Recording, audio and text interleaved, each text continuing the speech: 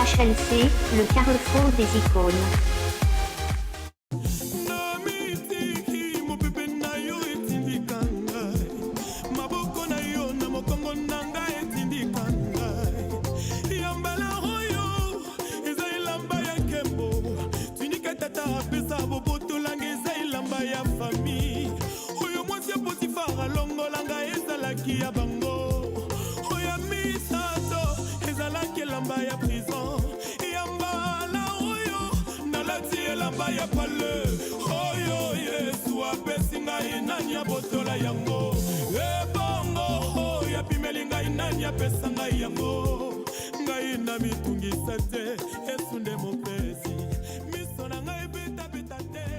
Un grand shalom à vous, chers internautes, chers amis. On est des amis. Nous sommes des amis parce que Jean 15,15 dit que je vous appelle plus serviteurs mais amis parce que vous avez reçu ce que mon Père m'a révélé. À cause de la révélation, nous sommes tous des amis. Et le ciel est ouvert pour toi aujourd'hui, mon frère et ma soeur. Que Dieu te garde, que Dieu te bénisse. Que l'atmosphère du ciel descende maintenant là où tu te trouves. Que tu sois au Congo, en Amérique, en France, partout. Que le ciel descende. Le ciel s'est ouvert pour toi. Les nuages noirs ont pris fin. Leur course s'est arrêtée. Maintenant, Dieu a ouvert le ciel et voici le soleil qui brille sur toi. Amen. Voilà, bien-aimés.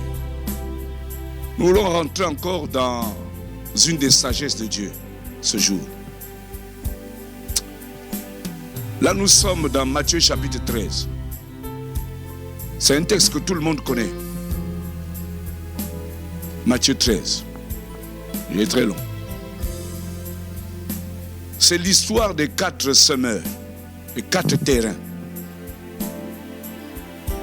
C'est un homme, un semeur, un deuxième, un troisième, un quatrième. Un premier terrain, un deuxième terrain, un troisième, un quatrième terrain. Là, nous sommes dans le ministère de l'Agriculture aujourd'hui. Alors, le premier semeur avait semé le long de la route de l'avenue. Écoutez bien. Il a semé. Et comme tout bon semeur, il attendait la saison de la moisson. Quand il est parti moissonner, donc récolter, il n'a rien eu. Pourquoi? Parce que les oiseaux du ciel étaient venus prendre la semence. Ils avaient volé la semence, ils sont partis. Ce que nous écoutons de la part du Seigneur, c'est véritablement une semence. La Bible dit la foi vient de ce qu'on entend. Ce qu'on entend vient de la parole de Christ. Des féticheurs, des magiciens, des soulards, des voyous, des bandits ont été reformatés dans leur système nerveux. Comme si c'était l'informatique. Et Dieu a mis de nouvelles données. Ils sont devenus des prédicateurs, des gens sérieux, incroyables. Mais c'est la parole, rien que la parole. Et c'est une semence. Ce premier terrain n'a rien donné. C'est une déception. Alors nous voyons le deuxième semeur dans le deuxième terrain. Il est venu semer et là, sur ce terrain, il y avait des pierres. Il a semé, il est parti, il a attendu la saison de la moisson. Quand il est revenu, avec la joie, il sifflotait en venant au champ. Il n'a rien trouvé parce que la semence avait été étouffée par les pierres. Un peu les soucis, quoi. Les problèmes du monde. Dommage pour lui. Le troisième semeur, dans le troisième terrain, il est venu avec la semence, il a semé. Il est parti, il a attendu le temps de la moisson. Quand il est revenu, dans la joie, dans la paix, se disant qu'il va trouver quelque chose, eh bien, les épines avaient étouffé la semence. C'est un terrain épineux. Les épines, c'est le symbole des soucis. Dommage. Donc, les 3 terrains n'ont rien donné. Un travail inutile. Nous ne pouvons pas écouter la parole de Dieu et ne pas changer. mon frère. Quelqu'un qui écoute la parole de Dieu doit automatiquement changer. Nous devons changer. La parole nous change. La parole nous transforme. La parole nous projette dans l'avenir. La parole nous donne la force. Dommage, je dis. Enfin, le 4e terrain et le 4e semeur. Il est venu semer, mais il avait semé dans une bonne terre. Il est parti, il est revenu, au temps de la moisson, il a trouvé que quelque chose avait poussé. Écoutez bien, bien-aimés, de tous les 4 semeurs, ils avaient le même conseiller qui les conseillait quand ils allaient pour semer. Un seul conseiller. Que celui qui a des oreilles entende ce que dit l'Esprit. C'est ce que dit la Bible. Matthieu 13. Que celui qui a des oreilles entende. Le premier semeur, le deuxième, le troisième avaient entendu. Le 4e semeur aussi avait entendu de la même manière. Nous écoutons l'évangile de la même manière. C'est le même évangile, il n'a pas changé. Personne ne peut changer la face de l'évangile. Mais qu'est-ce que nous faisons de l'évangile que nous écoutons? Pour certains, oui, il a écouté, ça rentre et ça sort.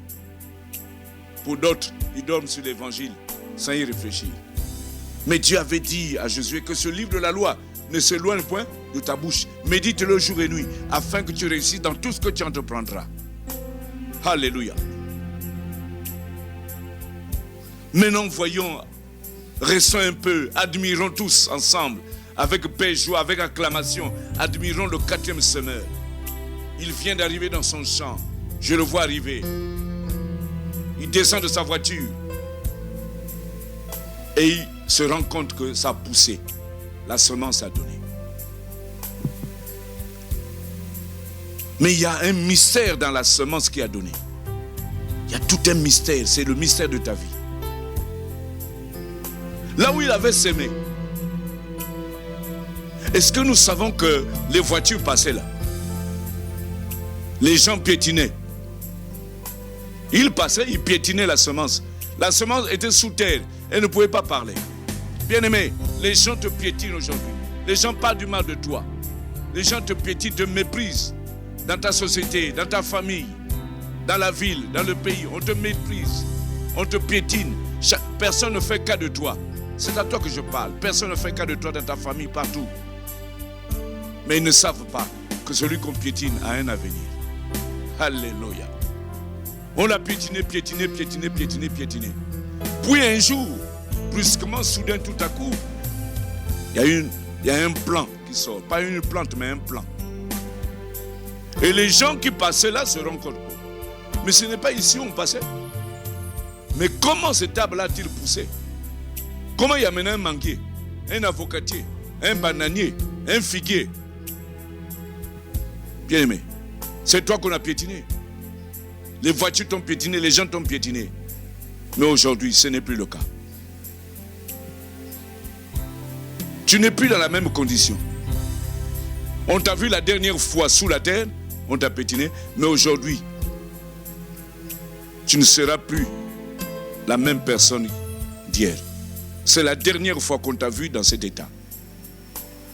On t'a méprisé, on t'a piétiné, on t'a écrasé.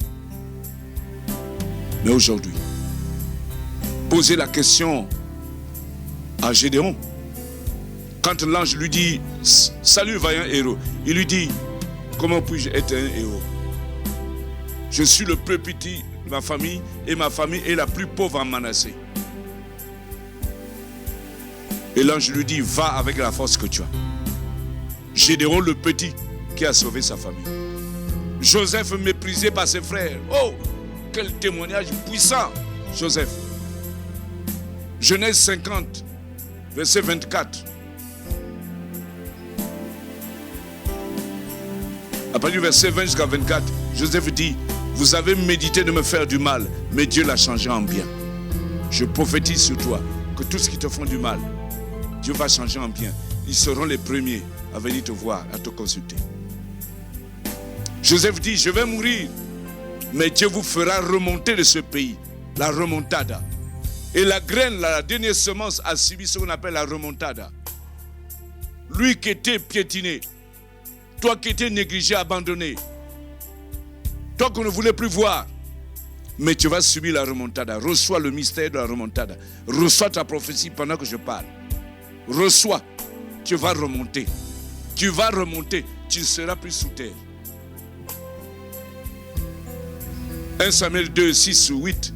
L'Éternel fait mourir et il fait vivre. Extraordinaire témoignage. Il prend l'indigent et le fait asseoir avec les grands. C'est ce que tu vas vivre, mon frère, ma soeur. Joseph négligé est devenu incontournable en Égypte. La graine qu'on a négligée là vient de donner un arbre.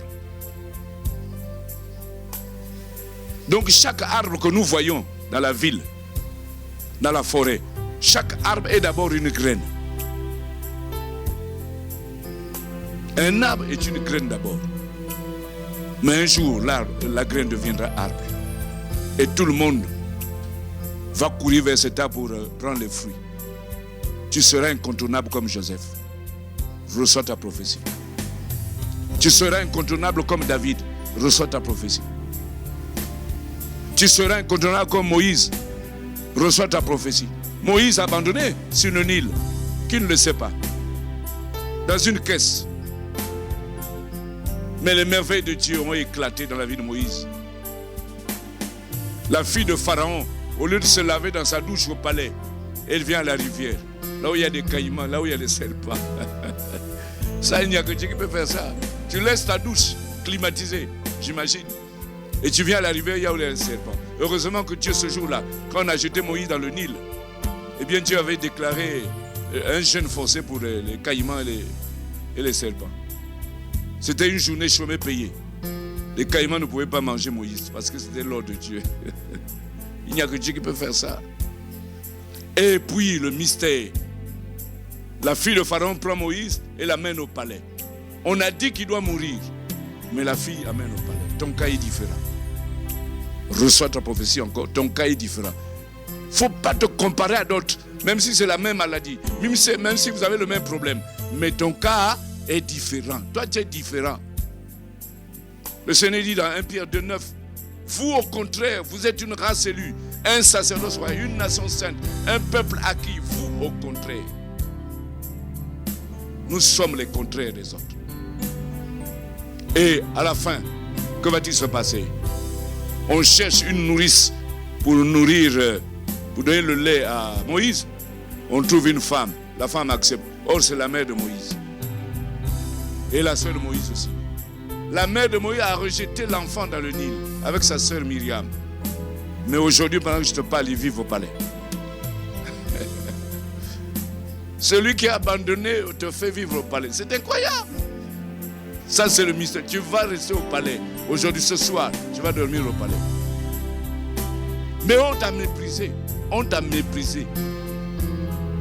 Mais aujourd'hui, vous avez médité de me faire du mal. Dieu l'a changé en bien. C'est la dernière fois que tu me vois dans cet état. Je suis une graine, mais demain, je serai un arbre. Piétinez-moi, passez avec vos voitures sur moi. Mais demain, vous n'aurez plus de temps de passer parce que je serai un arbre. Et je donnerai d'autres arbres. C'est ta prophétie, mon frère. Que Dieu nous bénisse. Que Dieu nous garde. Et je dis à quelqu'un, c'est la dernière fois, pendant que je parle, c'est la dernière fois que tu vis dans cet état. C'est la dernière fois. Il n'y aura pas une autre fois, c'est la dernière fois. Parce que le temps de Dieu va venir. Après ces choses, il y aura un après ces choses. Dans ta vie, il y a un après ces choses. Que Dieu nous bénisse.